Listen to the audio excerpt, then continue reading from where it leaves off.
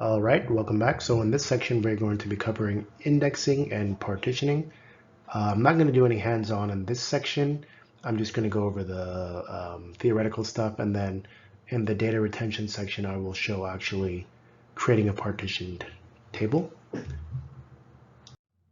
All right, first let's go over indexing really quickly.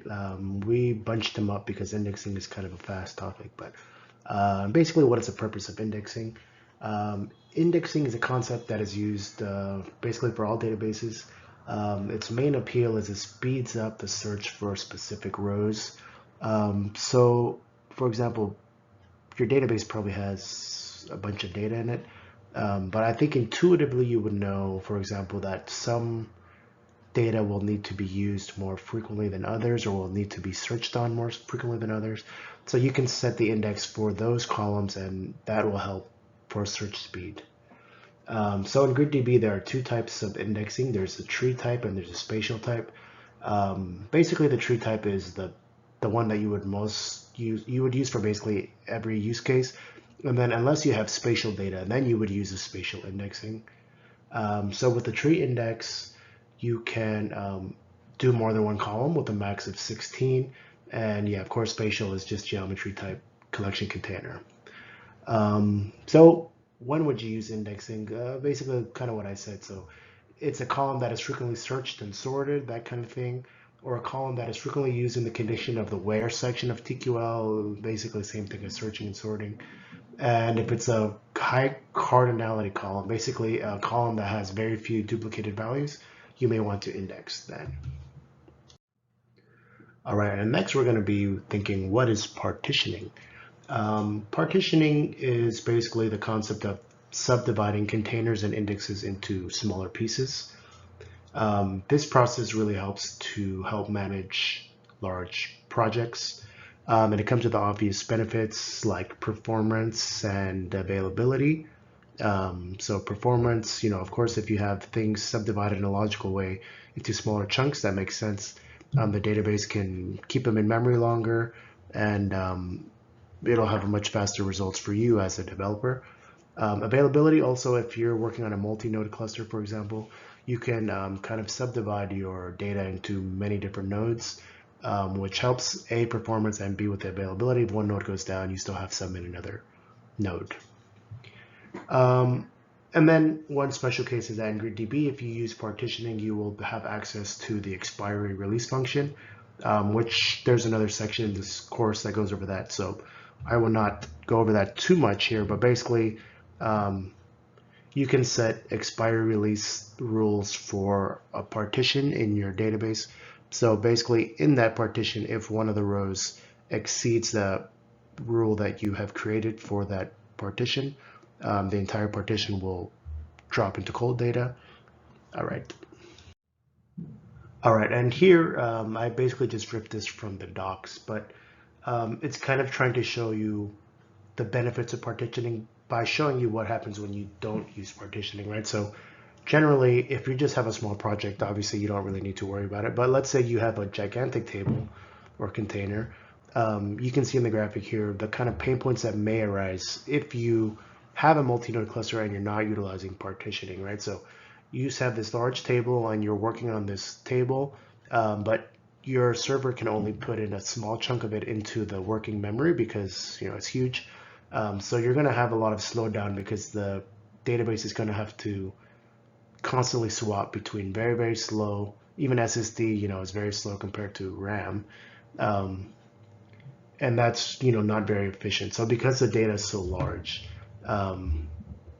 yeah, it's just not good. And also you can see that the other databases are not really, or sorry, the other nodes are not being utilized. They're kind of just sitting there while node one is, carrying the brunt of the work. It doesn't make sense. Yeah, and then now here's that same exact situation, but now you're using partitioning as, the GridDB developers would have intended. So now the data partitions can be used across all nodes in your cluster, and they're more readily available for you in memory, and it can be used in parallel. So yeah. All right, and here's basically another way of showing the importance of partitioning your data. So if you have a multi-node cluster it just makes way more sense to partition across all nodes and actually utilize that parallel compute power instead of just having everything in one node. What would be the point of having all these nodes if you didn't partition properly? All right, yeah, and so basically GridDB has 3 types of partitioning available to you. There's hash, there's interval, and then interval hash, which is kind of a combination of the two. Hash is less efficient and more of a catch-all, and interval is more if your data is more uniform and based on time stuff. So I'll get into that here. Yeah, so for hash partitioning, basically any type can be the partitioning key. So yeah, like I mentioned, this is more of a catch-all kind of situation for partitioning. In this one, the developer will set the division count for how you want your data to be kind of distributed across partitions. This sort of partitioning is good for a key match search. And one caveat with this one is that partitions cannot be deleted on an individual level. So if you make a large table and you set the division to like 64 and you have like 64 different partitions and it's all this crazy data, you can't just go in there and be like, I'm going to delete this, partition 7 or something. It doesn't work that way. So you'll have to delete the entire table. You can't just delete the partition. So you have to be mindful of that when you're setting this up. All right, the next up is the interval partitioning. This probably is more likely what you would use if you're using GridDB's time series stuff and that you have uniform data coming in from sensors like an Internet of Things type of environment or something.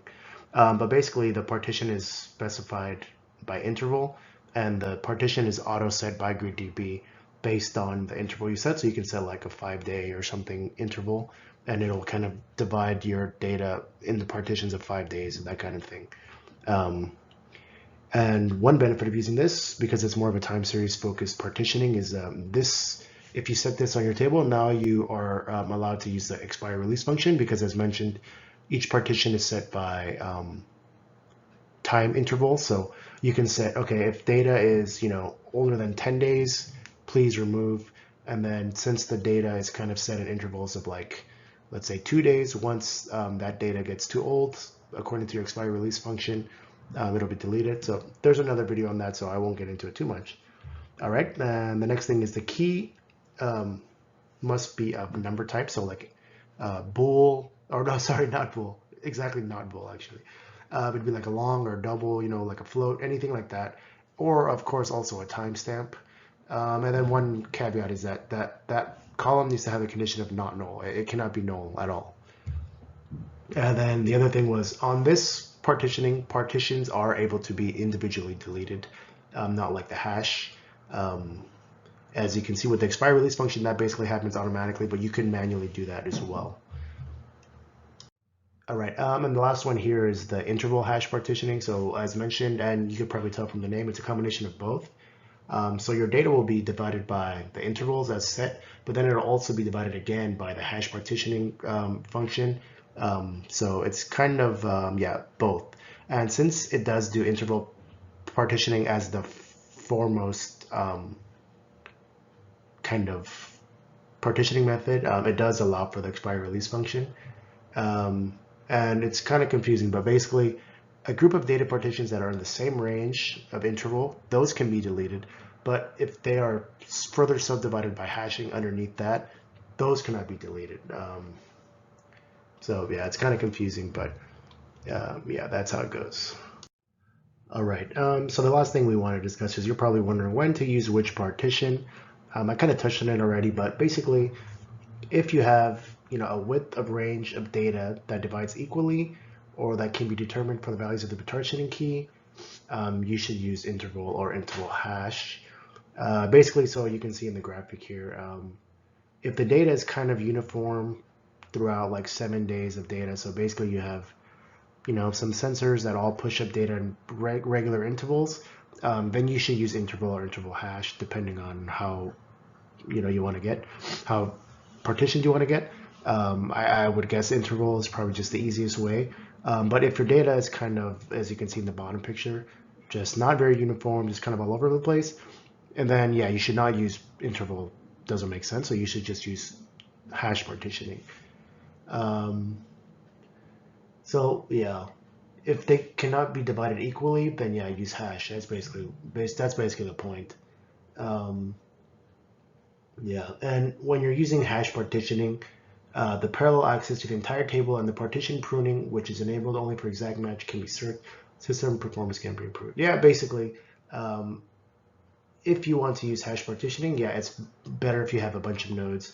And if you want to if you want to obtain high performance using hash partitioning, um, each node is going to be required to have enough memory that can store the entire data partition.